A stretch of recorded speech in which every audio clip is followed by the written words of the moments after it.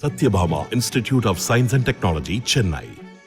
Satyabhama Institute of Science and Technology, Chennai.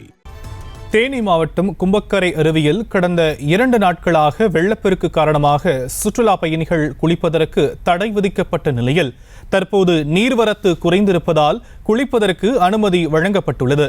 இதுகுறித்தான மேலும் விவரங்களை எம்முடைய செய்தியாளர் பாலாஜியிடம் கேட்கலாம். பாலாஜி, மேலும் விவரங்கள்.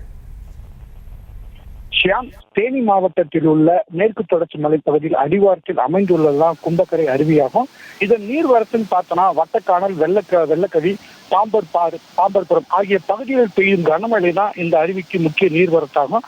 ஆண்டு முழுவதும் இந்த கும்பக்கரை அருவியில நீர்வரத்து அதிகரித்து சுற்றுலா பயணி குளிப்பது வழக்கம். இந்த சூழ்நிலை பார்த்தோன்னா இந்த மேற்கு தொடர்ச்சி மலைப்பகுதியில கடந்த 5 நாட்களாக தொடர்ந்து பெய்த கனமழை காரணமாக கும்பக்கரை அருவிக்கு வரும் நீர்வரத்து அதிகரித்து வெள்ளப்பெருக்கு ஏற்பட்டது. இதனால அந்த வெள்ளப்பெருக்கு ஏற்படும் சமயங்கள்ல வெள்ள நீரோடு கற்களும் மரங்களும் அழித்து வருவதால் சுற்றுலா பயணிகளுக்கு ஒரு பாதுகாப்புக்கு அச்சுறுத்தல் ஏற்படும் சூழல்ல கடந்த 2 நாட்களாக கும்பக்கரை அருவியில குளிப்பதற்கு சுற்றுலா பயணிகளுக்கு தடை விதித்திருந்தது வனத்துறை. தற்போது நீர்வரத்து சீரானதன் காரணமாக அருவியில இன்று முதல் சுற்றுலா பயணிகள் குளிக்க அனுமதிக்கப்பட்டுள்ள நிலையில காலை முதலே சுற்றுலா பயணிகள் ஏராளமானோர் சிறுவர்கள் முதல் பெரியவர்கள் வரை கும்பக்கரை அருவியில குளித்து மகிழ்ந்துகிட்டு இருக்காங்க. ஷாம், விவரங்களுக்கு நன்றி Balaji. Satyabhama Institute of Science and Technology, Chennai.